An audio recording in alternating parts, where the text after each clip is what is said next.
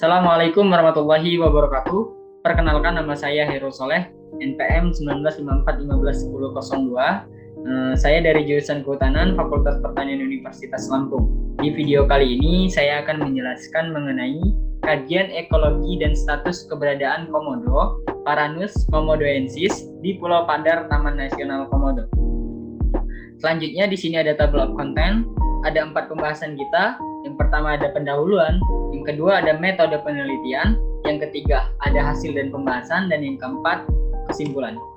Baik, selanjutnya kita akan masuki bab yang pertama, yaitu pendahuluan. Pada bab ini akan membahas mengenai latar belakang dan tujuan penelitian. Latar belakang, Taman Nasional Komodo atau TNK telah ditetapkan sebagai warisan alam dunia dan sebagai cagar biosfer oleh UNESCO.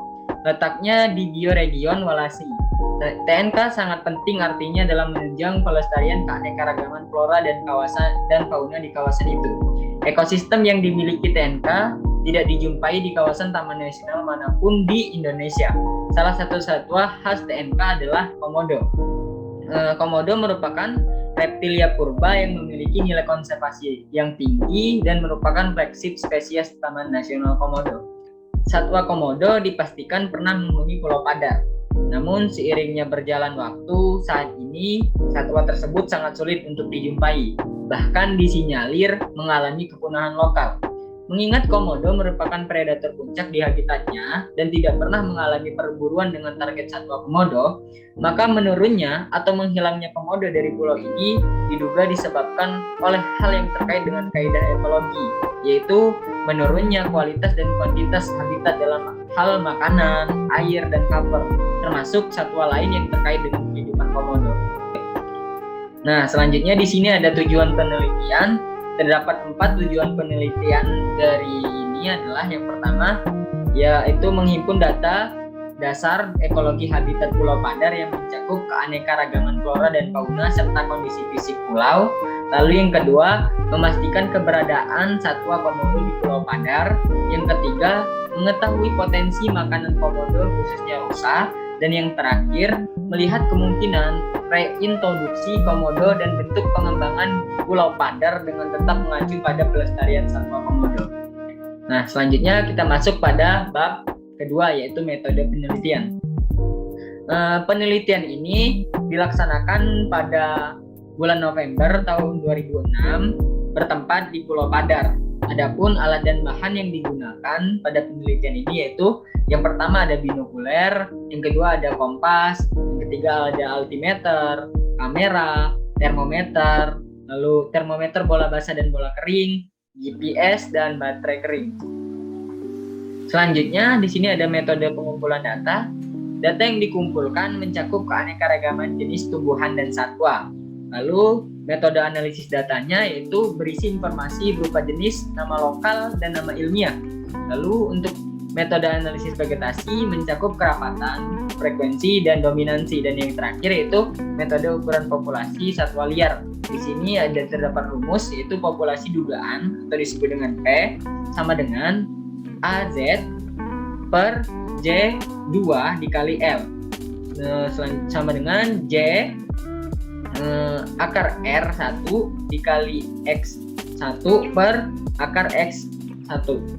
Selanjutnya di sini ada metode pengumpulan data vegetasi, yaitu untuk mengetahui komposisi dan struktur vegetasi yang digunakan melalui jalur berpetak. Lalu yang kedua ada satwa liar, untuk mengetahui jenis dan kepadatan populasi, penyebaran, dan keanekaragaman satwa liar di lokasi penelitian. Dan yang terakhir yaitu interaksi penduduk dengan interaksi penduduk atau nelayan dengan kawasan. Nah, di sini ada untuk mengetahui bentuk-bentuk interaksi penduduk lokal, khususnya nelayan dan para pencari madu di Pulau Padar. Selanjutnya di sini terdapat 3 metode penelitian pengambilan data, yaitu ada metode transeklaris, yaitu digunakan bagi jenis mamalia atau reptilia yang dapat dilihat secara langsung, khususnya satwa mamalia atau reptilia yang berukuran sedang sampai besar begitu. Nah, baik yang hidup di lantai hutan atau terestrial. Selanjutnya ada metode konsentrasi. Di sini digunakan untuk jenis mamalia yang sering berkumpul atau misalnya rusa, babi hutan, dan komodo. Dan yang terakhir itu metode jejak.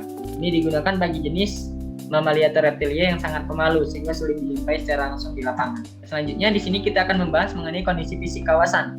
Secara umum, habitat Pulau Padar didominasi oleh savana atau sekitar 70% dengan topografi berbukit dan bergunung dengan kemiringan di atas 40%, terlebih di bagian selatan dan timur. Topografi sangat curam dan di beberapa lokasi didominasi oleh karang dan batu gamping. Selanjutnya, hal ini menunjukkan bahwa secara umum kawasan Pulau Padar memiliki suhu udara yang tinggi dan kelembaban yang rendah. Musim hujan berlangsung singkat dari bulan Desember sampai Maret, menyebabkan kawasan ini termasuk dalam tipe iklim E menurut Skymit dan Ferguson. Selanjutnya, tipe habitat yaitu tipe habitat hutan mangrove. Di sini terdapat tabel, yaitu tabel pertama yaitu jenis tumbuhan di hutan mangrove Pulau Padar. Nah, tabel ini menunjukkan bahwa pada kedua lokasi hutan mangrove, jenis tumbuhan yang dominan adalah bako merah dengan cover range-nya sekitar 80% dari seluruh penutupan tajuk mangrove. Jenis reptilia yang umum dijumpai adalah biawak. Hutan mangrove penting bagi komodo, bukan hanya sebagai tempat berlindung bagi anak-anak komodo ketika masih kecil, akan tetapi juga penting sebagai penyedia makanan bagi anak-anak komodo. Selanjutnya ada tipe habitat hutan monson. Nah, hutan monson terletak di belakang hutan mangrove, di muara sungai, dan di sepanjang lembah di kaki bukit. Meskipun tidak luas, hutan monson Pulau Padar penting dalam menjaga iklim mikro di pulau ini. Terlebih pada musim kemarau, hutan monson menjadi tempat berlindung berbagai jenis satwa liar seperti rusa, babi hutan, dan berbagai jenis burung dan reptilia. Selanjutnya, tipe habitat yang ketiga yaitu hutan pantai. Nah, tumbuhan yang memiliki bunga khas warna ungu atau merah ini menjadi makanan herbivore seperti rusa timor. Jenis tumbuhan dari famili Poaceae yang dominan di daerah pantai yaitu galang goang, lusatah, dan yang lainnya. Selanjutnya, tipe habitat yang keempat yaitu padang rumput savana. Nah, di savana ini terdapat jenis pohon bidara, kesampi, dan dempol, menjadi tempat berteduhnya rusa timor dan satwa lain ketika sengatan matahari sangat panas. Nah, selanjutnya di sini ada fauna, tipe habitat fauna mamalia. Terdapat tabel kedua yaitu jumlah kelompok dan struktur populasi rusa timor di Pulau Padar. Dua jenis mamalia besar yang dapat dijumpai di pulau ini yaitu rusa timor dan babi hutan.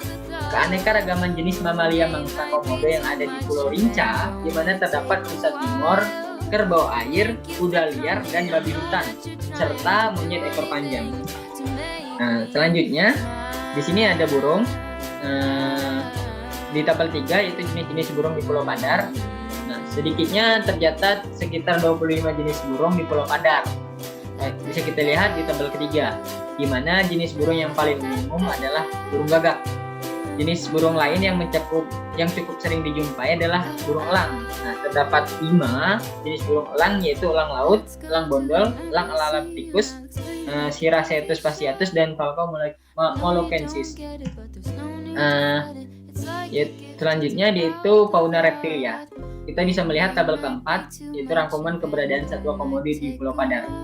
Komodo dipastikan pernah menghuni Pulau Padar yaitu sampai tahun 1980. Jenis-jenis reptilia yang terdapat di pulau ini yaitu diantaranya ular cincin emas, biawak, dan berbagai jenis kadal seperti tokek, terus ular hijau dan sebagainya. Baik, selanjutnya di sini kita akan masuk di bab keempat yaitu kesimpulan. Terdapat 3 kesimpulan yang dapat kita tarik dari jurnal ini. Yang pertama itu berbagai tipe habitat terdapat di Pulau Padar, mulai dari hutan mangrove, hutan pantai, hutan savana, dan hutan monson. Lalu yang kedua, rusa timor dan babi hutan merupakan 2 jenis mamalia yang potensial menjadi mangsa komodo. Populasi rusa timor bersekitar 60-100 ekor. Nah, yang terakhir, sumber makanan anak komodo seperti mamalia kecil, berbagai jenis burung dan reptilia kecil masih dapat dijumpai di Pulau Padar. Nah, sekian presentasi dari saya akhiri. Wabillahi taufiq wal hidayah. Wassalamualaikum warahmatullahi wabarakatuh.